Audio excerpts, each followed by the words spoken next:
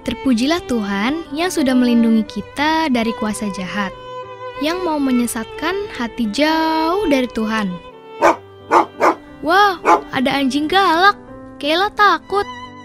Terhadap makhluk yang kelihatan, kita bisa waspada. Namun kuasa jahat yang tidak terlihat tentunya lebih membahayakan. Bagaimana cara melawan kuasa jahat, Pak? Dengan pedang roh, yaitu firman Tuhan. Benar juga ya, Pak. Kita ajak teman-teman mendengarkan peristiwa menyedihkan, yaitu tentang pemuda-pemuda yang berada di Babel. Mereka adalah tawanan, berada di lingkungan orang yang menyembah berhala. Namun mereka punya hikmat dan pengertian. Atau ada firman yang tidak dimiliki pemuda yang lain. Silahkan menikmati. Shalom anak-anak, kita bertemu lagi di dalam acara berpetualang dalam kerajaan Allah. Nah, pelajaran kali ini adalah kerajaan yang bukan berasal dari dunia ini untuk persiapan bagi sang nabi.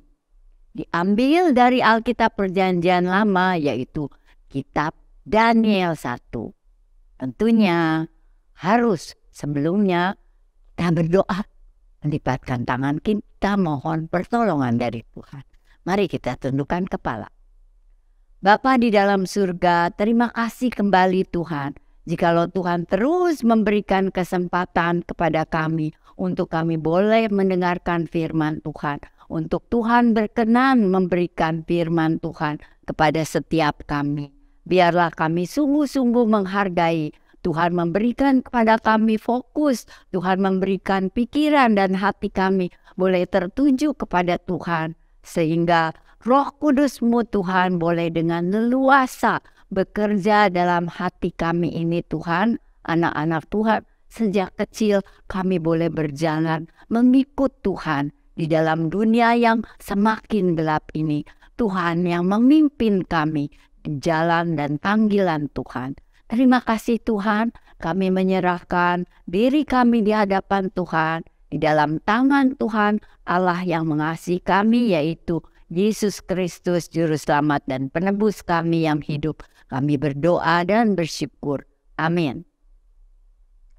Anak-anak yang dikasihi Tuhan, hari ini kita mau belajar dari Alkitab, dari kitab Daniel, bahwa Allah menyatakan nubuat.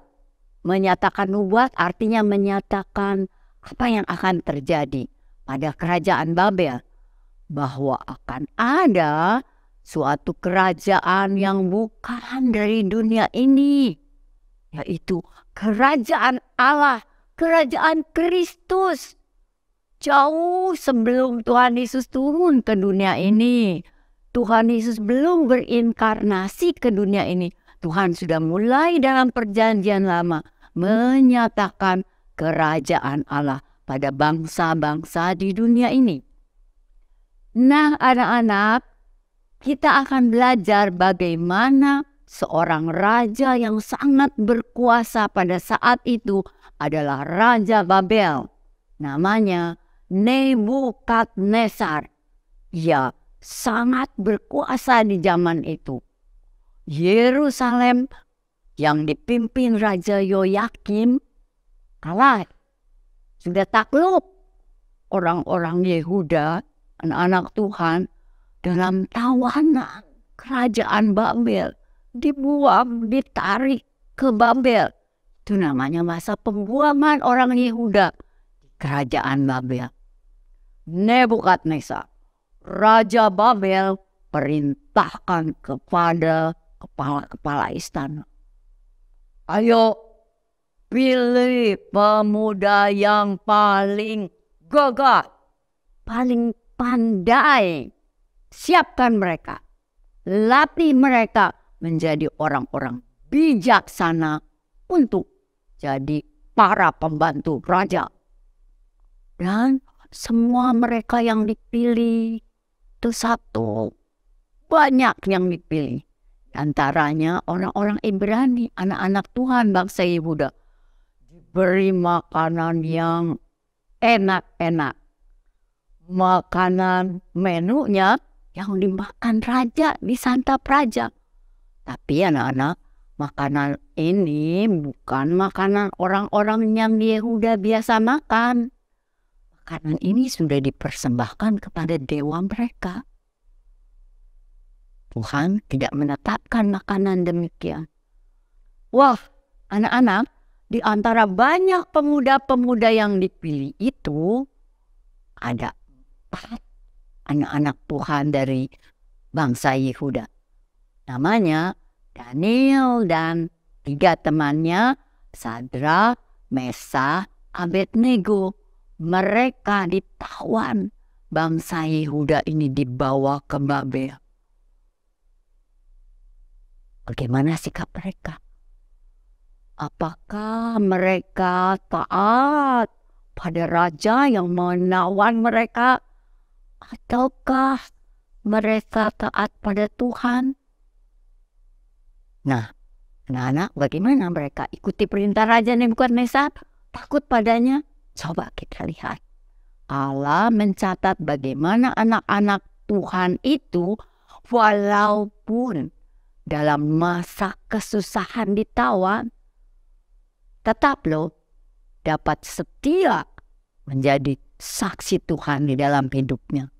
Mereka tetap setia pada Tuhan. Bukan karena kekuatan mereka dapat setia, tetapi kekuatannya tentu dari Tuhan. Nah, anak-anak, mereka mohon izin dalam 10 hari pada pemimpin istana itu. Mohon tidak makan makanan menu raja. Karena mereka tahu mereka bukan orang-orang Babel, mereka identitasnya berbeda. Mereka harus taat pada Tuhan. Mereka minta izin makan makanan yang hanya makan sayuran dan roti saja. Minumnya air saja. Dan apakah pemimpin istana itu membolehkan? Betul. Tuhan yang membuat pemimpin istana itu memberikan izin. Oke, boleh.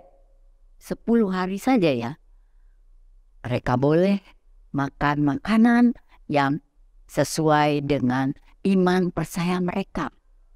Dan setelah 10 hari, apakah mereka lemas makan sayur, roti, tidak makan daging, tidak makan yang enak-enak seperti santapan raja?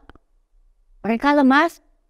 Wah, ternyata keempat pemuda itu malah bagaimana? Lebih sehat, lebih seru daripada semua pemuda yang dipilih dengan makanan raja itu. Bahkan selain itu, 4 pemuda ini, wah, jauh lebih pandai, lebih punya hikmat dan pengertian, jauh daripada semua pemuda-pemuda yang dipilih itu. Nah, ini pun adalah karena apa? Karena buah dari hasil kesetiaannya. Kesetiaan mereka kepada Tuhan. Karena sejak kecil mereka iman, pengenalan mereka akan Tuhan adalah dalam anugerah Tuhan. Mereka punya hikmat, pengertian, pemahaman yang lebih hebat daripada orang-orang Babel itu. Khususnya pada Daniel, Tuhan memberi satu karunia yang lebih, yaitu karunia bisa bernubuat. Daniel, atas seizin Tuhan, Tuhan karuniakan dia menerima wahyu terang Tuhan di kerajaan Babel. Setelah 3 tahun mereka makan makanan persiapan yang pelatihan itu, semua pemuda itu sekarang, nah, waktunya diuji. Bagaimana anak-anak hasilnya? Ternyata Daniel dan teman-temannya lah yang dites itu mencapai nilai hasil yang paling tinggi. Luar biasa baiknya. Bagaimana ya? Dari siapa ya? Dari mereka sendiri. Oh, Tuhan yang mengkaruniakan mereka hikmat dan kepandaian mereka jauh lebih daripada orang-orang bijak yang ada di Babel itu. Dan mereka akhirnya diangkat menjadi pembantu raja, pegawai istana raja. Setiap hari mereka berada dekat raja, mendapat tempatnya, tidurnya di istana. Wah, anak-anak, semua ini apakah karena memang mereka yang bisa? Memang karena kemampuan mereka? No. Semua ini Tuhan yang siapkan bagi mereka. Untuk apa ya? Agar melalui mereka Tuhan ingin menyatakan siapakah dirinya. Siapakah Tuhan yang sejati pada orang-orang yang di Babel, pada bangsa-bangsa lain. Melalui mereka itu, mereka boleh mengenal siapa Tuhan bangsa Yehuda ini.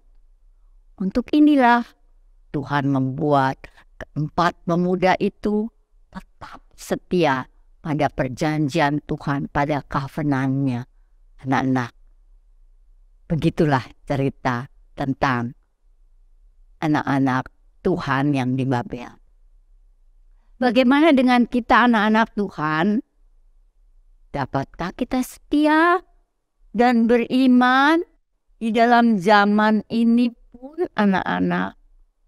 Pikiran dunia ini menyeretkan pada dosa, makin dalam kegelapan. Banyak hal yang membuat dosa itu menjadi manis.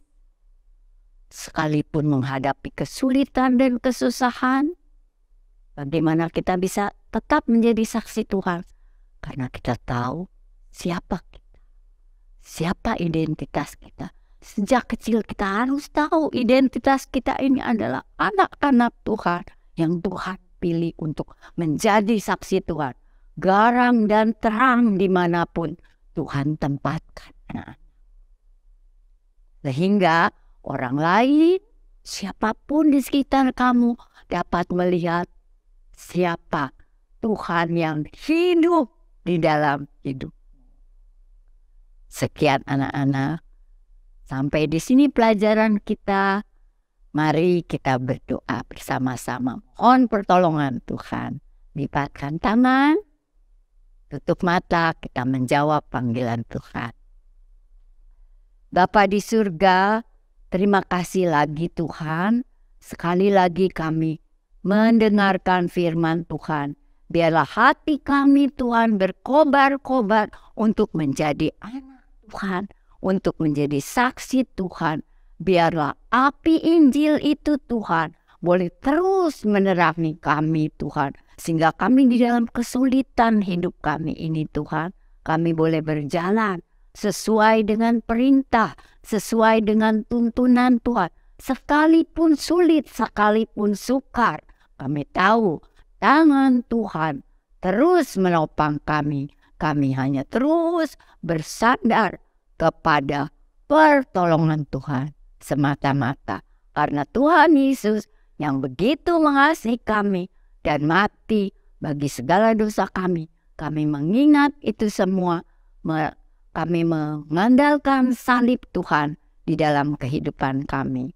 Terimalah Tuhan doa kami ini, karena semuanya kami naikkan di dalam nama Tuhan Allah kami yang hidup, Tuhan kami Yesus Kristus. Kami berdoa dan bersyukur.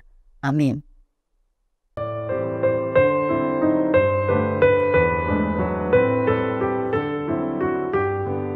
Nah teman-teman, firman Tuhan bukan mantra. Jadi harus kita pelajari, renungkan, dan hidupi. Semua cerita dalam firman Tuhan sangat bervariasi, namun dalam bingkai anugerah Tuhan. Walau itu terjadi di negara asing, Tuhan membawa mereka masuk dalam masa pelatihan dan persiapan. Apa tujuannya? Supaya Bangsa asing itu juga mengenal Allah yang setia pada perjanjian kovenannya. Wah, Allah kita sangat kreatif ya. Semua kesulitan mendatangkan kebaikan. Mari kita lanjutkan terus baca dari Daniel 2 ayat 1 sampai 30.